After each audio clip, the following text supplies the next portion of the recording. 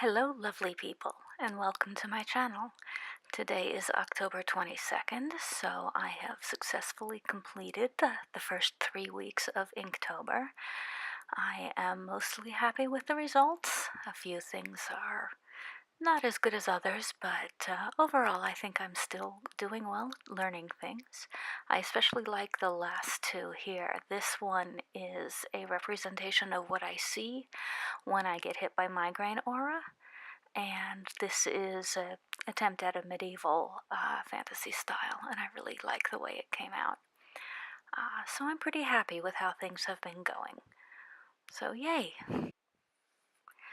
So for today, I thought I would go for something a little atmospheric. I'm going to do a road with trees along it and kind of a wintry scene. Fairly simple, not super realistic, kind of stylized, and we'll see how it goes. So I'm going to give it a kind of frame it with some white space and start by sketching in the trees. Actually, I'm going to start by giving it a horizon line and then a single point perspective line, kind of receding off into the distance, and I'm going to do a road lined with trees on each side. So using the perspective point just to give me the road, and then sketch in the trees. Again, not super detailed. What I'm looking for is kind of the tangle of branches over the road and the line of trees on each side, kind of tunnel-like. I suspect in the summer when all these trees are leafed out, it would kind of be a beautiful arched tunnel that you're driving through or walking through. In the winter, when there aren't any leaves, it'll be much more stark. So the materials I'm using today are a Tombow brush pen. It's got a brush nib on one end and then a regular nib on the other, and it's a water-based acid-free marker. And then I'm using this water brush, so you fill it with water, there's a brush tip, and you can squeeze the water out. And the reason I'm doing this is I'm trying this out because I spend a ridiculous amount of time commuting every day. So I'm looking at ways to do interesting things while I'm sitting on the commuter rail. And so I want to see how this will work out. If it works out, it's a easy way to carry with me something that I can do a little more fluid work with rather than just doing straight line sketching on the train. So yeah, we'll see. So what I'm doing is a little bit at a time. I'm putting down ink along the edge of the trees, and then I'm using the water pen to pull. This is water-soluble ink. I'm using the water brush pen to pull the ink into the tree, main part of the tree, stem and branch, to give it shading. And it doesn't pull it as fast as I expected to, and squeezing the pen to get water out along the brush, I don't have as much control. Here I put down a bit too much. I'll spread it out and treat this more like watercolor, and that works too, but my idea was to do this with more control. And as I go along here, I get better control over the pen, and I think I'm doing a better job of getting the ink to move where I want it to go on the page and get good shading. Again, I'm not going for photorealistic here. I'm going for a somewhat stylized but still organic. It's an overused word, but kind of organic looking tree branches.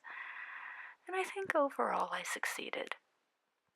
So this is kind of a one-trick piece of art. I'm just doing the one thing and practicing it.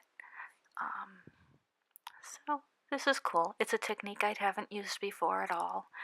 And I think it has a potential, and I might be able to use it in other things. I'm very interested in trying this water pen with watercolor pencils.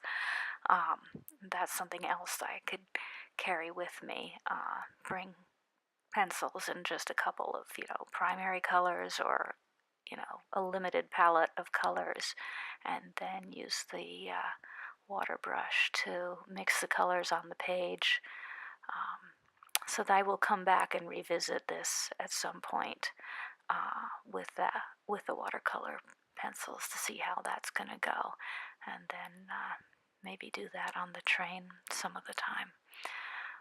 Since I spend an hour in each direction, an hour on the commuter rail, just on the commuter rail, which is a reasonable place. I mean, it's not super crowded. I usually sit in a 3-seater, and the middle seat's usually empty, so I do have the space to do a little bit of work. And while I wouldn't want to actually try to bring paints in a cup of water or anything like that, that would be a nightmare. If this is actually workable, I might be able to do some interesting painting on the train using this method. So we'll see.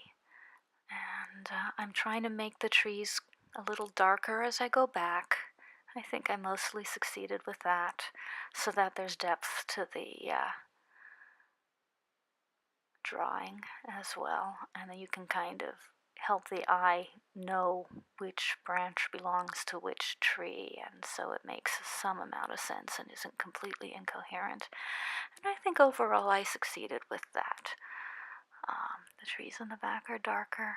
I added some more branches afterward that I hadn't sketched in just to fill it out a little bit, and then just very lightly put in the road down the center. I want this to be slightly fantasy-like looking. And then because this is so gray and white, I decided I was going to write in the frame instead of just leaving it empty, because otherwise I feel like it would disappear into the edge, and I didn't really want that to happen. I think I wanted more of a framed look, so I'm drawing in the frame here. And I had some help with this section by Mango, who is the orange cat. The black cat showed up in one of my previous videos, but Mango came here to see what I was doing in this one, which is why the table is shaking for a lot of this too. He's sniffing around and moving. And then at the end, the fun part, I love removing the tape because all of a sudden it makes it look finished and, like a complete piece. So, taking the tape off here, and here we go. Yeah, I like the way this came out. It's an interesting little method. So yeah, I'll just put the date at the bottom because it's my Inktober notebook. And as usual, thank you so much for coming and watching. If you like this, please subscribe. And hopefully I'll see you next time. Take care of yourselves, take care of each other, and enjoy. Thank you.